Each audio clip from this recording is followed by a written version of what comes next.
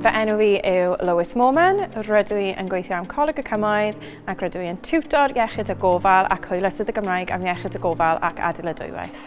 Nes i gorffen y cwrs tar yn ystod yr haf a nes i graddio yn mis Gorffennaf. Mae gweithio yn y sector yn gallu fod yn rili sialensog, mae'n gallu fod yn hwylus, ond mae fe yn amser gwych trwy gweithio gyda myfyrwyr sydd rili moyn dysgu am pwnc penodol, a mae fe'n lot fwy wych wedyn pan maen nhw eisiau gwneud drwy gyfrwng y Gymraeg. Rydw i'n cyflwyno'r Gymraeg trwy pŵer pwyntiau fi'n dangos yn y dosbarth, trwy gwaith a wedyn trwy adborth nôl i myfyrwyr fi. So maen nhw'n gweld ym mhob ongl o ddysgu fi.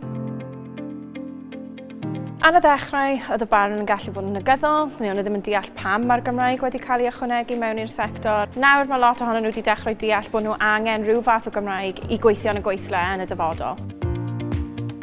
Dwi wedi defnyddio cwpl o adnoddau wahanol, sef fel y hub, sgiliaeth, y geiriadau'r Cymraeg, termiadau'r Cymraeg. Mae popeth yn dod at ei gilydd i helpu greu gwers wych am y myfyrwyr yma. Top tips fi am ychwanegu Gymraeg mewn i'r sector yw wneud e'n hwyl. Newch e'n hwyl i'r myfyrwyr a wedyn bydden nhw yn cymryd rhan. Ac yn ail, cymerwch eich amser yn datblygu fe trwy y ddosbarth. Mae'r profiad o defnyddio'r Gymraeg trwy gweithio wedi bod yn wych i fi ac i myfyrwyr fi.